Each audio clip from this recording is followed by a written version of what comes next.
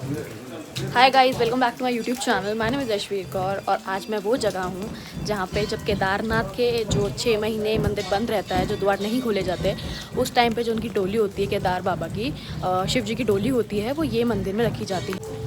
तो हम लोग सुबह 6 बजे निकल गए थे हरिद्वार ऋषिकेश से यहाँ के लिए, और हमें 6 घंटे में बस ने पहुँचा दिया था। फिर बस से हमें लगे बस ने पहुँचाया था रुद्रप्रयाग, और रुद्रप्रयाग से हम यहाँ आए हैं ओशीमठ में। अब हम इसके बाद जाएंगे चोपता। तो जय जय हो शंकरा, आदिदेव शंकरा, तेरे जाप के बिना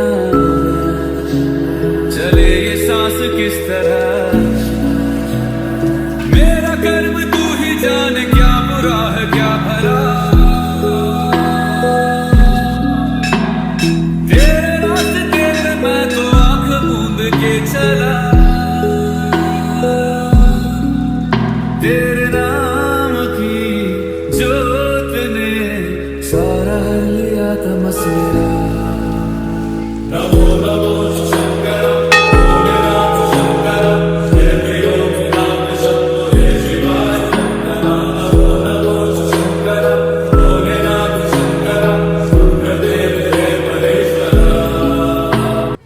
प्रणाम ईश्वर मंदिर में महादेव का सेवा करते हैं यहाँ पे जी। ये पंच केदार मंदिर है यहाँ पर, और हमने जहाँ तक हमें पता है कि यहाँ पर मतलब यहाँ पर हमने सुना है कि ऑफ सीज़न के टाइम पे जब द्वार का पाठ बंद हो जाते हैं मुख्य मंदिरों के, केदारनाथ धाम के, तो सभी पांचों पंच केदार जो मंदिर हैं उन सभी मूर्तियों की यहाँ पर पूजा होती है। इसके बारे में कुछ बता सकते हैं यहाँ पर? जी बता सकते हैं जी। ये ओंकारेश्वर मंदिर है जी। राजा मांधाता ने यहाँ पे तपस्या किया था भगवान शिव जी के लिए जी। इसलिए ओंकारेश्वर महादेव मतलब ओम रूप में भगवान शिव जी ने उनको दर्शन दिया था, इसलिए ओंकारेश्वर महादेव कहते हैं। और शीतकालीन में जब पंचों केदार का पाठ बंद होता है, मतलब पांडवों को जब पाप मोक्ष के लिए भगवान शिव ने 5 रूप में हिमालय पे दर्शन देते हैं। केदारनाथ में पृष्ठभाग रूप में, मध्यमेश्वर में नाभि मुखांतर दर्शन देते हैं, और तुंगनाथ में बाहु हृदय रूप में दर्शन देते हैं, और रुद्रनाथ में मुखारविंद रूप दर्शन देते हैं, और कल्पेश्वर में जठारविंद दर्शन। ऐसे 5 रूप में उनको दर्शन देकर पांडवों को मोक्ष कर देते हैं। तो इसलिए पंच केदार का दर्शन ये महत्व ये है, तो अपना जो भी जाने अनजाने में किया हुआ पाप मोक्ष के लिए इस स्थान पर आना है, तो इसलिए पंच केदार का दर्शन का महत्व यही है। और ये पंच केदार का गद्दी स्थल इसलिए किया है, शीतकालीन में जब कपाट बंद होता है तो भगवान का, इसलिए कि महादेव का वहाँ पे देव मानव से पूजा होता है शीतकालीन में। और 6 महीने जब अक्षय तृतीय से और दिवाली भैया दूज तक भगवान श्री केदारेश्वर का और एवं पंच केदार का कपाट खुला रहता है, तो मानव लोग जो मनुष्य लोग अपना दर्शन भगवान से ले सके, तो इसलिए बंद खुला रहता है। और शीतकालीन में जब भैया दूज होने के बाद बर्फबारी होता है, तो शीतकालीन में कपाट बंद कर देते हैं। उस समय भगवान जी श्री शिव जी का देव मानव से पूजा होते रहते हैं, तो इसलिए पंचों केदार का तो गद्दी स्थान इस क्षेत्र को प्राप्त मिला। तो इसीलिए कि यहाँ पे सेफ जगह है। और पांडव जो पंच मूर्ति रहते हैं भगवान का, पंच केदार का जो उत्सव मूर्ति रहते हैं, तो केदारनाथ और मध्यमेश्वर, तुंगनाथ, रुद्रनाथ, कल्पेश्वर का, उसमें से अभी पहले से सब आते थे यहाँ पे उत्सव मूर्ति। अब सिर्फ केदारनाथ और मध्यमेश्वर का उत्सव मूर्ति जो रहते हैं, तो स्वयं लिंगू प्रकट लिंगू वहीं पे रहते हैं, तो उसको जो प्राण प्रतिष्ठापन किया हुआ लिंगू रहते हैं, और उसके साथ जो महादेव का जो स्वर्ण किरीट रहते हैं, वो स्वर्ण किरीट जो मेन रावल जी गुरु जी का सिर पे रहते हैं 6 महीने तक, ताकि कि वो भारत में तो दक्षिण भारत में जाता है, हर जगह में वो अपना स्वर्ण किरीट से भगवान केदारनाथ का रूप में दर्शन देते हैं 6 महीने तक। और रावल जी महाराज जी केदारनाथ का जो मेन गुरुजी होता है दक्षिण भारत से होता है, और रावल जी महाराज ने वो जो स्वर्ण किरीट का रूप में, मतलब वो भगवान का 6 महीने तक भगवान का ऊपर ही रहता है। आप अलंकार रूप में देखा होगा भगवान को, तो उसका ऊपर स्वर्ण मुकुट रहते हैं, जो सोने का मुकुट रहते हैं, वो रावल जी का सिर पर 6 महीने तक उसका, इसलिए बुलंद केदार कहते हैं यहाँ का लोग उनको। बुलंद केदारनाथ कहते हैं, मतलब बात करने वाला केदारनाथ। वो हर जगह में जाके जब कहाँ बुलाते हैं वहाँ पे भगवान को, तो धार्मिक संस्था में जाके उनको दर्शन देते हैं, तो इसलिए वहाँ एक महत्व ये भी है।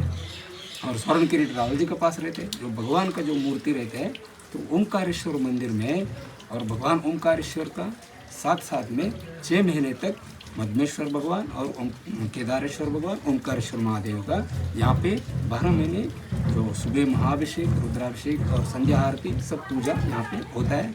जो भी लोग भक्त लोग वहाँ पे पंच केदार का दर्शन नहीं कर पाए तो अगर हर जगह बहुत मुश्किल स्थान पे है महादेव, तो पांडवों ने किया हो दर्शन, तो वहाँ पे हम लोगों को कई लोगों को होता है मगर नहीं होता है, तो इसलिए पंच केदार का दर्शन प्राप्त यहाँ पे करने से भी मिल सकता है बोल के पंच केदार का प्राण प्रतिष्ठापन लिंग भी यहाँ पे स्थापित किया है। तो इसलिए पंच केदार का दर्शन अगर नहीं हुआ तो भी यहाँ स्थान दर्शन करने से पंच केदार का भी दर्शन प्राप्त मिल जाता है। यही पंच केदार का महत्व है। और उषा मठ इसलिए कहते हैं, उषा देवी बाणासुर तो जानते हैं राक्षस कुल का राजा था, वो बहुत बड़ा शिवभक्त था, तो उनका पुत्री उषा देवी था, वो भी महादेव का बहुत बड़े भक्तिवान थे। उनको और अनिरुद्ध श्री कृष्ण परमात्मा का पोता अर्जुन का बेटा, उन दोनों को इसी स्थान पर विवाह हुआ, तो इसलिए उषा देवी ने यहाँ पे दान रूप में भी दिया। इसी मंदिर प्रांगण में हुआ, तो विवाह मंडप वहाँ पे बोर्ड लिखा है, आप देख जा सकते हैं। मगर ये ऐसे 100 साल 200 साल 400 साल में थोड़ा ये मंदिर का जीर्णोद्धार होता है ना, तो रूप बदल जाता है थोड़ा थोड़ा। तो यही है, विवाह मंडप पहले थोड़ा अलग था, ये अभी अलग होता है। आप देख सकते हैं वहाँ भी उनका मूर्तियाँ भी रखा है छोटा छोटा, तो उषा देवी और अनिरुद्ध का, और जो उनका के बाद हमारा खाना वाना सब खा के हो गया है, बड़े अच्छे कड़ी चावल थे। और अभी हम जा रहे हैं चोपता के लिए शेयरिंग टैक्सी पकड़ने।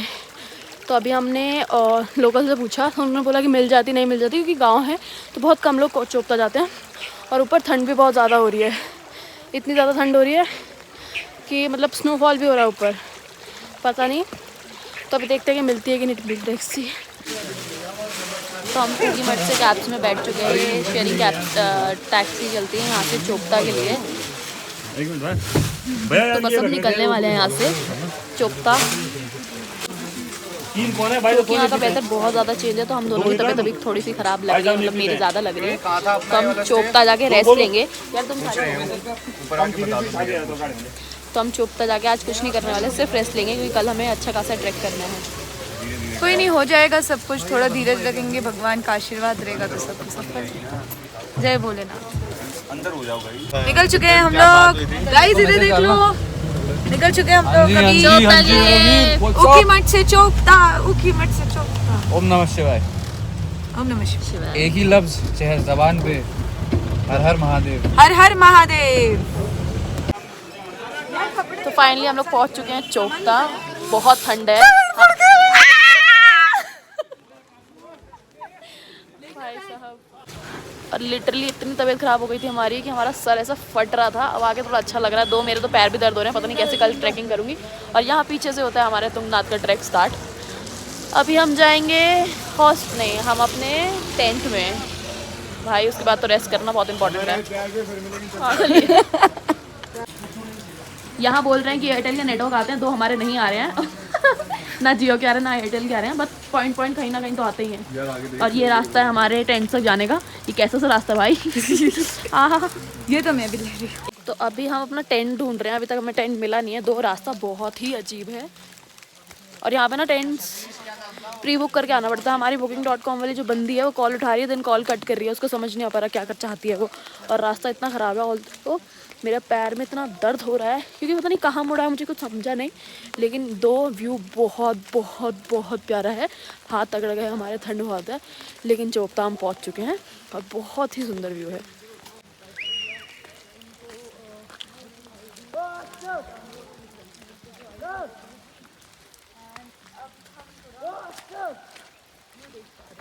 तो और एक और बात, यहाँ पे ना मतलब इलेक्ट्रिसिटी का बहुत इशू है, तो लाइट्स नहीं होती, सोलर से ये लोग चलाते हैं। और शाम को बहुत टेंट्स में इन्वर्टर भी नहीं है, बहुत टेंट्स में है, हमारे वाले में शायद है। तो चार्जिंग वार्जिंग ये सब बचा के रखो, अपना पावर बैंक बचा के आओ।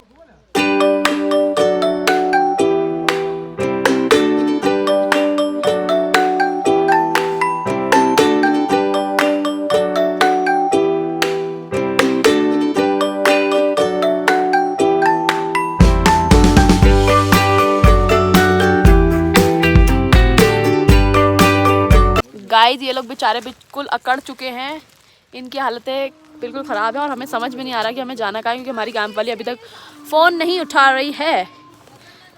हाँ, तो अभी हम जो भैया लोग मिले हमें, यार यहाँ के लोग ना कुछ तो बहुत ही नीच होते हैं, लेकिन कुछ इतने स्वीट होते हैं ना। जैसे अभी हमें जो अंकल मिले थे, वो अंकल इतने अच्छे थे, उन्होंने अपने होटल में बुलाया, चाय पिलाई, पूरा दिखाया। जो हमें कहाँ, कौन सी जगह थी वो, ऊकी मठ में मिले थे। फिर अभी ये जो भैया लोग हैं ये अच्छे, मतलब दे आर वेरी स्वीट। और हिमाचल उत्तराखंड में ऐसे They ही would मिलेंगे। stop and they would go out of their way to help you guys. That is the thing about पहाड़ी people. Be it उत्तराखंड या फिर हिमाचल। आपको लोग हमेशा बहुत हेल्पफुल मिलेंगे। हाँ, ऑन दी अदर हैंड आप हरियाणा चले जाओ, आपको तुम्हारे को सही रास्ता खराब बता देंगे। सही रास्ता खराब बता देंगे आपको। तो यहाँ पे हम लोग को कुछ भैया लोग मिले थे, वो लोग हमें अपने कैंप में लेके जा रहे, 3-4 थे। तो बुकिंग होती है तो इस वजह से सारे नहीं लेके जा सकते, मतलब नहीं कर सकते। तो वो हमारे साथ जा रहे हैं कि कौन सा वाला खाली है, कौन सा वाला नहीं है। तो अभी तक हम बच चुके हैं, मतलब 5-5:30 बज चुके हैं और अभी तक हमें कैंप भी नहीं मिला है, ढूंढ रहे हैं कहाँ है। लेकिन ये booking.com का मेरा सेकंड बहुत वाहियात एक्सपीरियंस था, पहला भी था।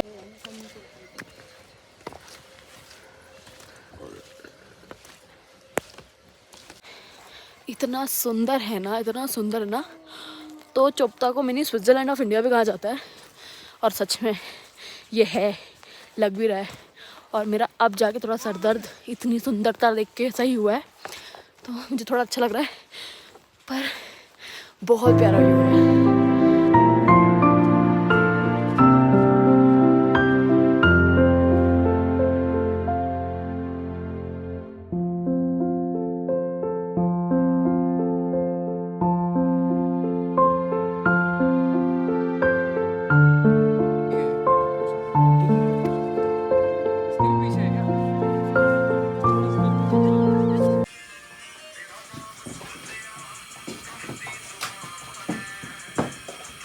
जितनी गोल रोटियां भैया बना रहे हैं ना, जीवन में मेरे से आधी भी नहीं बनी।